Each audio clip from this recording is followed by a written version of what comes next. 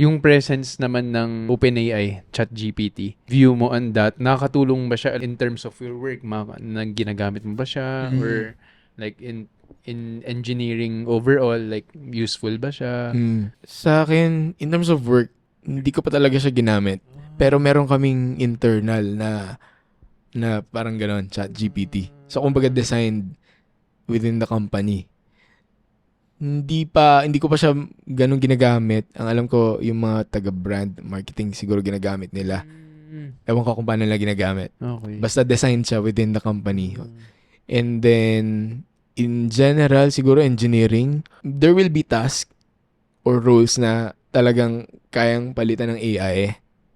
Kasi tingin ko yung mga companies, especially the big companies, di ba? Parang ang goal din naman yan is syempre dapat nakakasabay ka dun sa kung ano man yung advancement ng technology. That's one. And then second, kung meron silang way para i-optimize yung cost nila Gets. with the help of technology, investment, pero in the long run, mataas pa rin yung returns, di ba? Mas helpful pa rin sa pera ng kumpanya. Then, leaning towards sila dun. So, may impact sa dun sa mga sa mga tao. Pero sa chem-eng side ba, like, may personal touch ba na involved na hindi ma-replace ng AI in your experience? Kung chem-eng, kasi hindi naman na talaga Okay. chem-eng yung ginagawa ko. Pero siguro yung mismong pagpunta dun sa planta, sobrang wild na lang kung robot na yung pupunta dun para Pero may ilang like, let's say, sa Yeah. work mo ngayon, meron bang in Ah, your mind na maraming pwedeng palitan ng AI pagdating sa nature nung job ng supply chain. Simpleng planning pa lang. Eventually, dadating siguro sa point na touchless na yung pagpa-plan ng mga companies. Dapat eventually yung AI, kumbaga mas in-depth na yung knowledge niya. Then, yung mga patterns, trends, kaya niya i-forecast yun. 'Di ba? So, hindi mo na kailangan ng tao. Siguro, kung merong ka pa ring tao doon na i-assign, mas konti. 'Di ba?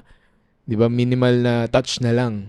Yung mga something na hindi talaga kayang makita ng AI. Pero tingin ko in general yung mga companies talagang sila leaning towards how to leverage AI and syempre whatever advancement meron sa technology. Siguro side note na lang for everyone, right? You have to make sure na dapat yung sarili mo is nag-upskill ka from time to time. Kasi hindi mo alam yung trabaho mo, baka mamaya kaya ka ng palitan ng robot, 'di ba? So, saan ka pupunta? Dapat ready ka, 'di ba, na okay, meron pa rin akong something na kayang gawin na hindi kayang palitan ng AI or ng robot para valuable ka pa rin doon sa company. kailangan may personal touch talaga. Yun yung Correct. nire-recommend talaga. Sa mga videos mo, hindi kasi yung masyadong familiar sa K-12 setup, pero maraming kasing controversial issues yung dinadaanan ko yung page mo. Can you give us a rough, like, overall background kung ano yung nagiging problema sa K-12 natin sa Pilipinas?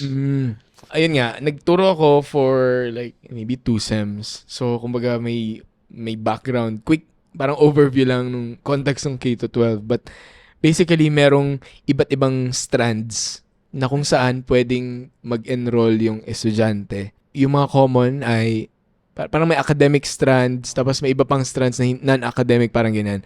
Tapos halimbawa, academic strands, you have the general curriculum, o parang GAS yung tawag nila. Tapos may ABM, which is related to accountancy, Yung GAS business. is science? Science ba yun? Or Mas generic siya eh. Mas general na something. ano yung nung GAS? Ano yung Yung parang path nun. Madalas nasa GAS yung mga hindi pa sure sa buhay nila. Okay. Kasi so may ABM ka, dito yung mga gusto accountancy, business Yun yung related. familiar ako, Oo. ABM. Tapos Okay. merong STEM, Science and Technology. So Okay. usually dito yung mga engineering na gusto, hardcore science. Tapos may HUMS, parang humanities. So, yan, ganyan yung nature. Kung hindi ka sure dun sa tatlo, doon ka pupunta sa GAS. Parang yun yung ginagawa ng estudyante. Okay. So, yung GAS, ano yung Parang general academic strand yata yung meaning nun, kung hindi ako nagkakamali. May mga subjects na nandun din naman parang kinuha yata sa ibang strands.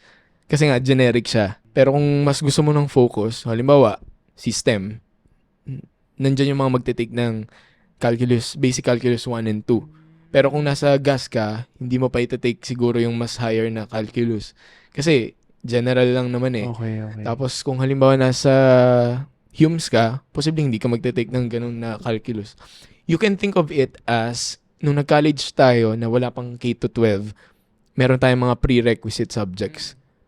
So parang ang goal, kung hindi ako nagkakamali, is para actually ma-right size mo rin yung tinetake mo sa college eh. Kasi tinake mo na siya ng senior high. Para hindi mo na ulitin. So, Ganyan. hindi mo na uulitin yung first year ng college natin? Ganun ba So yun? actually, upon implementation ng K to 12, kung hindi ako nagkakamali, may mga universities na nag-tailor fit ng curriculum nila. Binawasan na nila yung iba 5 years, naging 4 years na lang. May mga subjects na hindi na uulitin kasi, ano ba, naaral mo na yung basic calculus nung senior high.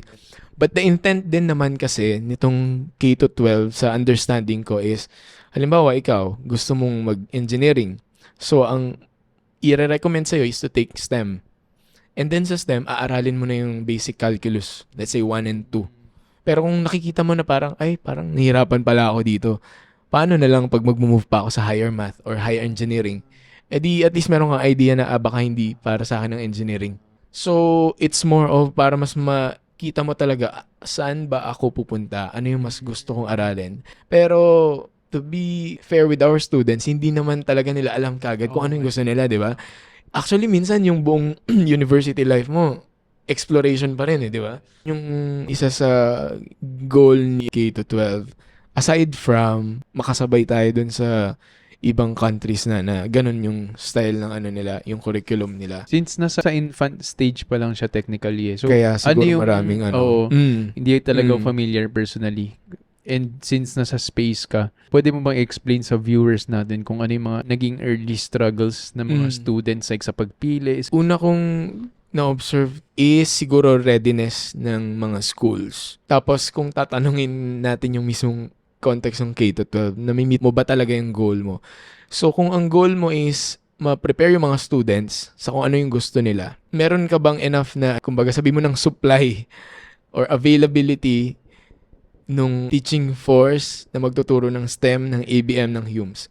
Example, hindi kasi lahat ng school kaya nilang ibigay lahat ng strands. Bakit? Kasi limited lang din ng teachers, limited lang din yung facilities. Ang alam ko, merong non-academic strands eh. Parang may sports, merong tech voc pa. Pero kung yung school na yon hindi nag-offer ng tech voc, pero yung interest ng estudyante ay tech voc, at wala siyang mahanap na school na malapit sa kanya na nag-offer ng tech voc, anong ending? Mamimili lang din siya ng gas, minsan STEM, ABM, kasi ito yung mga common. Majority of the students dito pumupunta. And then, let's say for example, merong 3 estudyante na gusto mag-tech voc. Kung ikaw ba yung school, let's say private school ka, or hindi ko lang alam sa public, pero kung ikaw yung nagmamanage nun sa school, mag-open ka ba ng isang section na 3 estudyante lang? Hindi pasok sa margins. Parang hindi siya practical na gawin, di ba? Tingin ko dito nagkakaroon ng medyo mismatch din. So, ang ending, hindi mo din naman talaga na nagagawa kung ano yung goal mo na yung estudyante ma-expose na dun sa early stage ng kung anumang specific field na gusto nila. So, anong ending? Yung mga estudyante, mapipilitan silang mag-STEM, magpipilitan mag-ABM, mag-Humes. Tapos, tsaka na lang tayo lumipat pagdating sa college. So, hindi mo rin na-optimize. Oo nga, no? So, marami pa talaga siya, feeling kong, opportunities. Challenges. very... Daming challenges. Yun. So, kailangan mahanapan ng way paano ma-address yon. Kasi yung iba, hindi na sila mag-university. Ang alam ko, ang isa ding goal nito is, kapag tapos ka ng senior high, kapag trabaho, Pero yung mga companies, hinahanap. college graduate pa rin. College grads pa rin. Correct. So now, again, parang context din ng supply and demand ulit. Paano mo ma-enable yung mga estudyante na makapagtrabaho na kung ang hinahanap pa rin ng mga employers ay puro college graduate? Nasaan yung venue para dun sa mga ang gusto or at least capable sila na makapag-aral lang hanggang senior high? Kaya yung ibang inaalma, di ba, ng mga estudyante or ng parents is dagdag gastos lang. Kasi nga, ang thinking nila, nag-add ka lang ng additional 2 years from the normal 4 years na high school and then 4 years na college. Tapos magka-college din pala. Oo. May addition. 'Di ba? May mismatch din doon. So siguro dapat merong way na na-accommodate yung mga graduate na ng senior high na gusto na magtrabaho. I don't know, i-link ni government with the employers. Pero up to this point, ganun pa rin yung problema. Widespread ba siya or like select lang tayo? Tingin ko, buong Pilipinas. Ito? Tingin ko, oo. Grabe ah. Hmm. Mm. So, nung in-implement, technically hindi pa ready. No? Tingin ko hindi tayo fully ready talaga. Pero to be fair, I mean, hindi ka naman talaga magiging 100% siguro ready. Magkakaroon ng pain points, 'di ba? And ayun nga, medyo sad reality, magkakaroon ng batch na kumbaga naging experiment sila.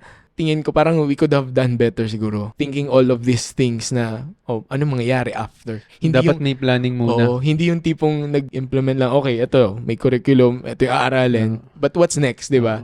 Ma-achieve mo rin ba talaga yung goal in the end? Kasi parang ito yung ginagawa ng ibang bansa. Kailangan transition agad tayo. Tas hindi na Correct. iisip yung like consequences ba? Like if kaya ng budget or something. Sa tingin ko, okay naman din yung thinking na, okay, kung ito na yung ginagawa ng ibang countries, siguro may something about this kaya siya ginagawa ng ibang countries, di ba? Pero kailangan nating maintindihan paano ba siya gawin ng tama, di ba? Na talaga makakasabay tayo na hindi natin masasacrifice yung ibang aspects. Tapos ako, kasi nanggaling dun sa before K-12 na curriculum tayo. Actually, in terms of mga lessons, parang mas madali pa rin intindihin yung curriculum natin before. Halimbawa, math, nung high school tayo, first year mo, elementary algebra. Second year, intermediate algebra. Third year, geometry. Fourth year, trigo. Tapos may konting stat. Pero ngayon, kung tama pa rin yung alaala ko, grade 7, 8, 9, 10, yun na yung tawag sa kanila. May pahapyaw ng algebra, may pahapyaw ng geom. Siguro may konting stat, ganyan. Tapos pagdating nila dito sa next grade, ganun ulit. Hindi ko alam kung bakit ganun siya design. Kung ako yung estudyante, parang mas may continuity na, okay, this year puro elementary algebra. This year puro intermediate. This year puro geom. So yung curriculum din hindi pa perfect. Siguro may opportunity din. Gets. Although hindi ako sure kung yung ibang countries ganun din naman talaga yung way nila ituro. Pero isa lang yun sa observations ko. Gets. Nakakalito nga. Nakakalito siya, naman. diba? Naintindihan ko naman. Para sa normal na tao, ano yung magiging use pinagdaanan natin ng high school na pinag-aralan natin yung mga algebra, geom, okay, trigo? Ano yung purpose kaya niya kung bakit natin kailangan pag-aralan? Tapos, syempre, kapag degree mo is like, kailangan related talaga math or engineer. Syempre, useful yun. To other courses, parang ano kaya yung naging use nun kung ba't kailangan natin pag-aralan yung like mga ganun? Grabe naman yung tanong. Siguro para lang ma-prepare tayo sa bigger world. Pero to be honest, hindi mo talaga magagamit lahat ng inaral mo sa school. Day-to-day na life natin, di ba? Totoo naman. Ang thinking ko kasi dyan, okay, junior high, mag-aaral ka ng mga fundamentals. Number one, totoo naman na exercise yung the way you think, how you solve problems. I think yun yung mas gist talaga. But yung technicalities, pagkuha ng roots na equation, square root, or kung ano mga functions yan, hindi mo naman talaga yan magagamit sa buhay mo unless mapunta ka sa field na ganun talaga yung mga pinag-aaralan or kailangan, di ba? Yun yung sa phase na kung bakit natin inaaral yung mga fundamentals. And then, i-link ko na rin sa K-12. Pagdating mo ng K-12, hindi na lahat forced na aralin yung calculus. Kasi kung mag-ABM ka or mag-UMS ka, di ba? Kailangan mo pa ba ng higher level ng calculus? Hindi na. So, eto, medyo nagme-make sense siya kung paano natin dinedesign, di ba? Gets. Sabi ng high school teacher ko dati, nung nagtuturo siya ng algebra, sabi niya more of tinetrain lang yung critical thinking sa mga yung hindi mo way magagamit talaga. Kung paano mo i-approach yung problem. Alam mo, pagdating sa work din, hindi naman siya yung tipong By the book na kind of problem, di ba?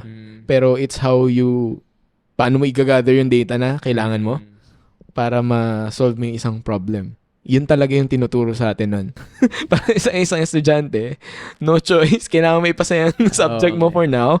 Siguro kung hindi man with flying colors, diba, the minimum, paano ka nagpa-process ng bagay-bagay, yun yung magiging ma-appreciate mo siya later in life.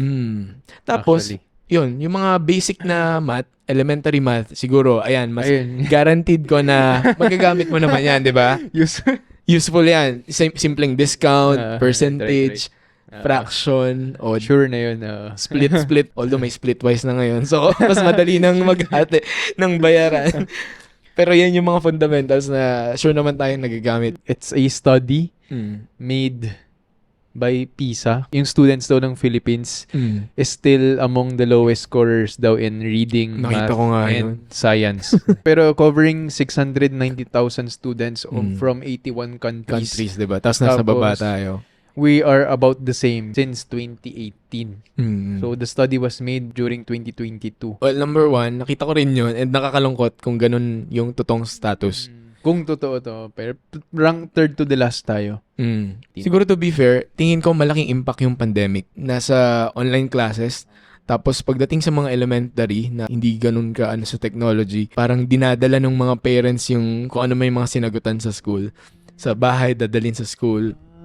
Ganun yung nangyayari. Number one kong thought is more on linked to the effects of pandemic. Siguro yung iba mag-agree din na tingin ko bumaba talaga yung quality ng education during the pandemic. Ano ba naman talagang matutunan ng isang estudyante kung yung magulang yung sumasagot? 'Di ba sabi nga nung yung ibang post, yung mga magulang yung first honor, ganyan. So, tingin ko na sacrifice talaga yung quality ng education para sa, lalo na sa mga bata. Pagdating nga sa mga matatanda, 'di ba, high school or college na, sabi mo nang dapat mas mature silang mag-isip, pero ganun pa din. Masasacrifice pa rin because of the condition nung time ng pandemic. So, tingin ko link siya dun. And then second, siguro even prior to pandemic, although I don't know kung ano man yung data nila prior to pandemic, siguro may opportunity pa rin talaga tayo. Maybe we can think of it as, ayun, may opportunity pa, then let's leverage kung ano man yung mga platforms na meron tayo. With the likes of TikTok na pwede silang matuto in a minute, ganyan, di ba? Kaya doon ako nakiki-epal sa estudyante. Minsan nga may nagko-comment, ay, naintindihan ko, less than 3 minutes lang, dito na lang ako, sir. Sabi ko, uy, mag-aral ka pa rin. supplement lang to. Parang ganyan. So, you're doing your part din talaga na para makatulong sa mga iba. Yes. Kasi yung context ng pagtuturo ko, yun nga dati, doon lang yun sa school namin. Tapos yun nga, yung tinuturuan ko kung may entrance exam. Tapos nung time ng pandemic, doon ko naisip na parang, nakita ko, eventually may mga lumalabas na mga nagtuturo, si Laika, Teacher Laika, kung nakikita mo yun. So nagtuturo siya ng math, minsan English. So parang nakita ko, pwede ka naman palang magturo dito, hindi lang puro sayaw-sayaw, comedy. Dahil hindi ko yun gagawin sa TikTok. So, ayun, dun ako nagsimula. Then parang, at least, mas marami kang marireach. Diba? Gets. And then eventually, ayan, may mga magme-message, napasa ko po yung exam kasi naintindihan ko to. Fulfilling. Oo. So parang, siguro, yun yung small ways ko to contribute sa nation building. Yes. Nation building. Isa sa questions ko kasi is kung bakit sa daming aspects na sa life mo, pero ito yung part yung pinakita mo. So, siguro it relates to yung dati kasi na nagtuturo ka rin sa senior high sa mga entrance exam. So, parang dun na rin. Correct. Kumbaga something na passionate ka lang gawin. Sir, passionate ka pala, bakit hindi ka na nag-teacher na full time? Isa siyang bagay na hindi ko gugustuhin gawin na as a real profession na doon ako magre-retire, magtuturo. Kasi feeling ko iba pa rin yung skill set tsaka siguro mindset ng isang totoong teacher. Tsaka compensation. Feel ko... Tsaka isa rin yun, which is a sad reality right now, na that's why may opportunity kung paano natin bibigyan ng tamang compensation yung mga teachers natin, di ba? So imagine, di ba, yung mga teachers natin nakapag-graduate sila ng iba't ibang profession. Sobrang genuine nung kung ano man yung care na binibigay nila sa students. So siguro, yun yung something na hindi ko kayang gawin. But the reason why I'm doing it is feeling ko, at least meron akong way para makapagbigay ng knowledge, kung kaya nyong maintindihan ng mas madali. Gets. Why not, di ba? Better pa rin yung setup mo ngayon na parang job ka na may compensation na it pays well. Correct. Tapos, on the side, nakakatulong ka pa rin. Yes, correct. Sa experience mo sa pagtuturo dati, like sa mga senior high, tama ba? High school students sa pag-entrance exam. Kapag may napansin kang student na mahina sa math. Ano kaya yung usually reason kung bakit mahina? Like, You're asking on the context na nagre-review for entrance exam or ay, hindi, in like, general din naman? math in general. Like, kasi, Ah, like, okay. in my case kasi, let's say, sa GEOM, mahina ako. Tapos sa Trigo, okay naman. Okay. Tapos sa algebra, magaling. Kasi parang ang approach ko is kapag gets ko, Okay gets ka ko na. siya. Okay, pag hindi Kapag talaga. hindi talaga. Like, hirap talaga ako. So, parang extremes ba? Like, Okay. walang in-between. Tingin No ko idea. may iba-iba lang talagang strengths. Kasi nung nagturo ako, nag-handle ako ng 5 sections. And kung paano siya design dito sa Philippines is section 1, 2, 3, 4, 5. Yung mga fast learners yung nasa section 1. So, na-handle ko yung nasa section 5. And siguro dito ko na-experience yung sobrang lala na tipong papasok ako isang araw, hindi sila gumawa ng assignment, merong natutulog sa likuran, may kumakain. Sobrang hindi sila interested na matuto. But, ang nakita ko, nandito sa section na to yung pinakamagaling mag-drawing sa buong school. Nandito yung magaling sa photography. Nandito yung magaling magluto. Minsan nga may nagtanong pa, sir, gusto mo magdala ako ng pagkain? O yun, una, na talagang may iba-iba lang talaga silang strengths. As a teacher, although, yun nga, hindi naman ako tulad ng teacher na iba na, as in, legit na licensed teacher.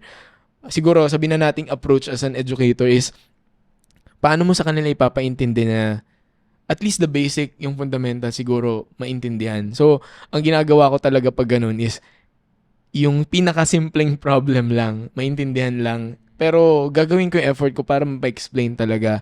Lucky enough, nagigets naman nila. Magets lang nila yung pinaka-basic problem for that topic or that subject ng math. Happy na ako. So, you think it's more of like sa proper way of teaching the technique?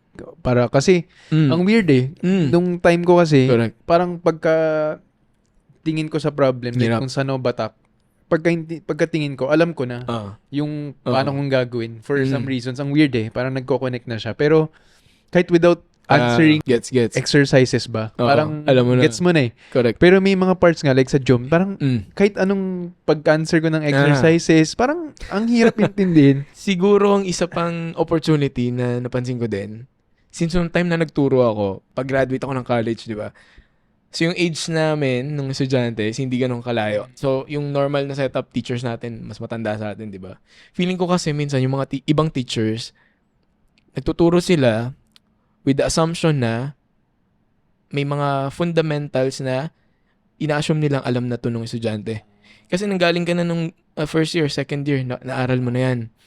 Minsan, kung sobrang challenge yung isang estudyante, lalo na pagdating sa math, siguro okay din na mag-step back for a teacher na siguro hindi ganun ka-strong yung foundation niya.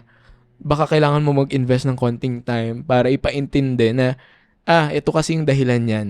So, minsan, nag-stretch ako ng effort. Minsan, kahit nga simpleng fraction, decimal, ibabalikan ko yon. High school na to na ang decimal, pinag-aaralan yan, grade 5. Fraction, grade 4, grade 6. So, yung mga ganong simpleng bagay na feeling ko din kasi kung medyo matanda na yung teacher na ganun yung assumption, which is, to be fair, yun naman talaga dapat. Kasi di ba nakapasa ka so dapat, alam mo. Pero the reality is, hindi talaga. Hindi nila alam lahat. And hindi mo ma-expect na lahat ng estudyante, dala-dala pa rin until now, kung ano mga inaral, di ba? I think that's one way to bridge the gap. Kung at least gusto mong maintindihan nila yung pinaka-basic. Etong tweet na to that went viral. Basahin mo tapos i-flash ko rin siya sa screen natin para makita ng viewers natin. Tapos, syempre, I want to get your comment on it. Ako na lang ang natatawa sa Pilipinas kapag bar exam results, may pa-stage at pa-media pa sila. Talagang niro-romanticize ang bar exam at mga lawyer. Pero kung medical or engineering board exams, walay. Hindi mga lawyer ang magpapaunlad ng Pilipinas, kundi mga STEM professional. Oh. The Philippines has no robust culture or ecology for STEM professionals outside the academe. Unlike lawyers who last in the academe, run the judiciary, dominate the other branches, and lead the private sector. That is so because law is highly esteemed, glorified, and romanticized. So, since, ayun, kaya ako pinakita sa'yo kasi syempre, nasa STEM, ka rin. Siguro, syempre, mix reactions kasi siguro, from the people. Yung sinabi niya na highly romanticized, dahil nga ang thinking niya is yun nga, may media, di ba? Pero meron naman talaga. Like, Meron naman talaga, di meron ba? naman talaga. I think, totoo naman. And then, pero, Nagulat eh. pero, para sa akin, wala namang masama doon. Okay. Siguro, depende yun sa perspective nung tao kung mamasamain niya yung may media na exposure pagdating sa ganon. Baka May gusto media niya rin meron na- ding media pag lumabas yung engineering. Ang dami kasing engineering, so baka maubusan na tayo. Walang budget.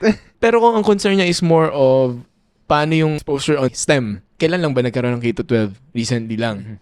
Recently lang din nagkaroon ng structure about this context of STEM and other strands. And tama naman siya. Siguro may mga aspects na nakakatulong yung mga magiging graduates ng STEM because it's engineering, di ba? Nation building. Advancement. Nation building. I mean, malaki din yung contribution, to be fair. Siguro nandun pa lang tayo sa nagbi-build pa lang din naman ng foundation in the context of STEM. Siguro na Sino viral ba to? lang yung tweet kasi siguro parang in a way ina-attack na yung Inatak na yung law profession law. na parang kailangan pag Oo. pumasa. Syempre mahirap din naman pumasa. And Totoo, everything. totoo. Pero Pero yun din yung reason kung bakit siguro talaga siya may media exposure pa. Baka high blood lang yung nag-post. may nag-comment rin na parang the bar exam falls under the jurisdiction of the Supreme Court kasi and not the PRC. So, Parang kumbaga it's up to them. Oo. Diba? Kung So paano doon ka din nila- magreklamo daw sa Tama. PRC kung ba't Siguro nga, tama. And hindi ko alam kung anong history nung kung paano nyo ba pinapakita yung results niyan. Baka kasi naging culture na din siya, na ganyan na siya ginagawa even ever before. since kasi. Kasi isipin mo kung yung PRC is ganun din ginagawa, edi di walang kaso. Ang way naman ni PRC is pinopost na sa website, ganyan. Oo. Tingin ko, baka nag-top notcher to tapos hindi lang siya napakita on media. Sabi niya, hindi daw naman mga lawyers ang magpapaunlad ng Pilipinas kundi mga STEM professionals. I think nagdi-disagree naman ako kasi it's a collective effort at the end of the day. We have our different functions sa community, 'di ba? Kahit naman meron kang pinakamatalinong engineer diyan, nagagawa ng building, magagawa ng planta, pinakamagaling na accountant. Pero kung meron pa ring mga iba't ibang loopholes sa entire system na dapat ina-address ng another field, let's say lawyers, or kung anumang, let's say teachers, di ba? Sira pa rin yung entire system mo. So, para siyang, ecosystem, di ba? So, dapat nagko-contribute tayong lahat kung ano yung saan tayo magaling, saan tayo marunong, doon tayo makialam, doon tayo mag-contribute. So, it's not dependent on one or two professions only. It's maayos na sagot. Media trained. Yes, ang Miss Universe. So, you did an interview ba yun? Or parang segment with Job Street. So, can you walk us through naman dun? Okay. So, yung sa Job Street, nag-host ako ng parang video series. May nag-contact lang sa akin and then they learned na, yung mga content ko is about, math. Tapos, from time to time kasi nagbibigay na rin ako ng parang student tips, ganyan. And then, the context of this Job Street video na series nila is more on parang career tips sa mga gustong mag-apply ng trabaho. Ayun, minessage ako and then from Singapore to Philippines, lumipad ako para mag-shoot for 1 day. Actually, dapat 2 days yun. 6 episodes. For some reason, na-squeeze to 1 day.